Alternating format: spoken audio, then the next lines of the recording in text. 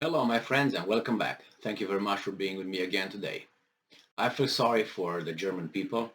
That's a nation that I really admire for its achievements, for its spirit, for its culture, and what can I say? I can say a lot more, but nevertheless, let's go back to what's about here in this article. Unfortunately, the German people through the democratic system, they elect certain weasels. And those weasels get in those circles that belong to the big boss, which is the United States. We already know that. No problem. The thing is, Germany was pushed, channeled, forced by, by the same guild building and all that to cut its gas supplies from Russia, Nord Stream 2, and not even start that and limit its supply, which is about 40%, I think it gets from Russia. The problem is they reluctantly did that, the German government, but then that turned into self-sanctioning. The result is they are more sanctioned. They have more problems than the Russians actually have by not giving gas to Germany versus Germany not getting gas from Russia.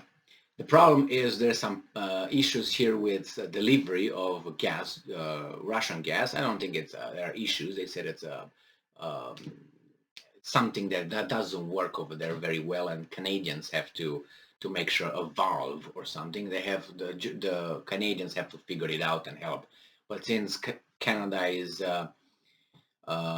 is ruled by a socialist individual over there, they move like socialists, move slowly. Sorry, this is my thing with socialism. It's a Robin Hood thing. Some people work and we want to have the same. I don't work, you work, but we all have the same level. How's that? Equity, right? Different work, but we get the same result somehow. How? Because you take from them and you add to your little weasel. All right, let's go with Business Insider by Sophia Enkel, June 24th, 2022. Germany says it can last 2.5, so that's 2 months and a half, without Russian gas after Russia throttled its supply. So Germany declared a natural gas shortage. That's stage 2 from 3. So it's one was about a month ago. This is the second one. The third one is going to be an emergency. That's done. That's rationalized and all that, like socialist, like communist, like we have in Romania when it was rationed. Why? Because they were producing so much. Everybody was working so hard, woohoo, because they had the incentive to work and get the same point as everybody else. Yeah, okay, that natural incentive for work was taken away. The same is here. Why would I bother to make a lot of money and work hard and open businesses if these guys are going to tax me more and more and give it to the guys who don't are not so lucky? They are disadvantaged. An energy official told ZDF that Germany can last up to 2.5 months without any Russian gas. So July, August, half of September. And what's coming in September, October? So that's probably when the war, as I stated many times before, will come to an end because of this kind of sanctions that these guys sanctioned themselves, so they can take it. So let's see. Klaus Müller told ZDF that the autumn and winter months will be difficult for Germany. You think so? Germany could last for about 2.5 months without Russian gas if its storage tanks were full. They're not full. I think they're like 42% right now. They have to be like 90. And if they, it's big doo-doo right here.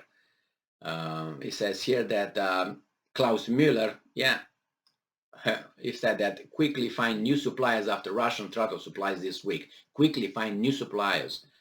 And I'm quoting, if the storage facilities in Germany were mathematically 100% full, we could do without Russian gas completely for just 2.5 months. And then the storage tanks will be empty, he said. Storage is about 58. not 50, 42, 58 full, which is higher. I read on yesterday an article, it will say 42. That's why I was like, okay, 58 must have been filled somehow from yesterday to today, which is higher than at this time last year, but time is running out to top them up before the winter months. Mueller also warned of difficult autumn and winter months ahead and said Germany may see their gas bills double or triple. Hey, Deutschland, double, triple. Go to work. Oh, there's no work. Oh, there's no pay increase. It's that kind of everyone in industry and in their home life can contribute to this. You know how? Don't use it. Don't eat anymore. Don't heat your house anymore. And yes, this also includes jumpers, showers, heads, turning the heating down a little bit. You don't turn it up because you like it. You turn it up because you have to leave. I don't turn my heat up because I like it. Oh my God, I like to turn it up. No, because that's how I want to leave. I want not to be in pain. That's why I don't want to be cold. Do you want to be cold? I don't want to be cold. Well, you put clothes on, and we're gonna have with winter coats on and hands and goggles and all that. Why? To punish Putin, right? Yes. Okay, I got it. Then do that. So turning the heating down a bit. It's not gonna be a bit. It's gonna be a lot. All of this helps. That's true. That's true. Russia started cutting gas flows to Germany on Russia 14 in retaliation over European sanctions. Yeah, they just did it without having to, but they shot themselves in the foot. On Thursday, Robert Habeck, the Economy Affairs Minister, declared natural gas shortage and said the top priority for Germany was filling storage tanks in time for winter. Not gonna happen.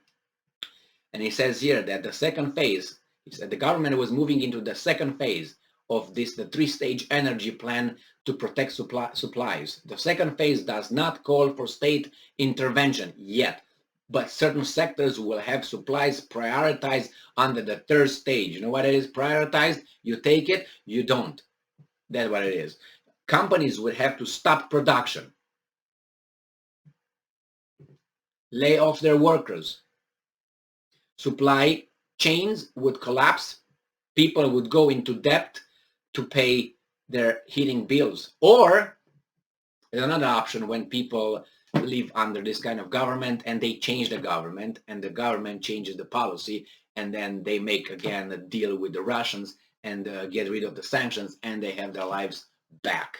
It's another option, but this guy is only one that one. Habeck told Der Spiegel magazine. All right. It says here, the last week, Gazprom, the state-controlled Russian energy company, announced that it cut natural gas flow to the Nord Stream pipeline running into Germany by about 60%. And they don't tell you, why is that? They don't tell you that, but I tell you that's because that valve was the problem. And they will have to make sure that we'll get Canadians fix that valve so they can turn it. I'll give you some more a little bit from I don't know 40 to 41%. So you will not have those storage gas. You're not gonna have them filled. I guarantee you. Why? The Russians are not idiots. You impose sanctions on me. You want me to collapse? And want me to play fairly with you? No, I want you to collapse. If you want me to collapse, that's for real. It's live or die here. So the Russians say, okay, we impose sanctions and we're going to give you so you can have a nice life and we can be hurt by your sanctions. Unfortunately, everything was calculated by the Russians before this, a long time ago, but not by these experts to realize that, hey, we're going to be hurt more than the Russians. And here you go, 2.5 months you can survive if you have it full reserves. And they're at what? 58. That's half. So that means it's 1 1/4. Right? So 1 month and a quarter, that's what? 30, 45 days, let's say. No, 40 days. 40 days, you got 40 days if it's they cut it off right now. And you're done. And that's going to be done.